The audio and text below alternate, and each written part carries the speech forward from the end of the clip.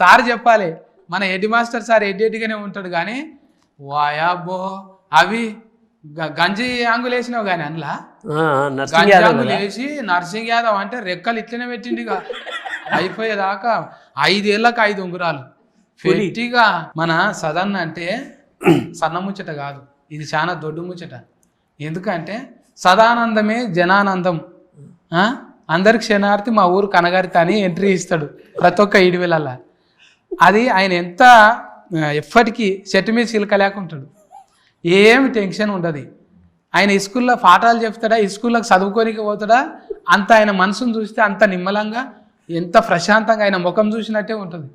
నిజంగా ఇవాళ social media వచ్చింది, ఇవాళ పాటలు వచ్చినాయి, ఇవాళ అన్ని కథలు వెతుకుంటున్నాం మేము. కానీ ఏమి లేనాడ యూట్యూబ్లో నీ సొంత పైసలు పెట్టుకొని మానిటైజేషన్ అనే కథ లేనప్పుడు కూడా నువ్వు పెట్టినవే. అందులో మేమంతా ఫన్ చేసినాం. మేము 500 రూపాయలు తీసుకొని ఒక దినం కూలి చేసినాం నీ తాన. అందుకు నీకు క్షణార్థి. ఎవరు ఏదన్నా చేయొచ్చు, ముఖం బాగాలేదనో పైసలు లేవనో అసలు ఊళ్ళోనే ఉంటున్నామనో రందెందుకు. పట్నంలో పోయి ఉంటేనే తీసిమార్కాలం అవుతామా. ఊళ్ళో కూడా మోతవారిని మళ్ళా అదే తెర మీద పెట్టిండు. అది ఊళ్ళో ఉంటారుగా మోతవారి అంతా, ఆ మోతవారి కథనే. మోతవారి అంటే మీ ఊళ్ళో ఉంటుండేనా నాయసంటి మోతవారి? ఉంటారు కానీ ప్రతి ఊళ్ళో మోతవారు ఉంటాడు, ప్రతి ఇంటికొకళ్ళు ఉంటారు మోతవారి.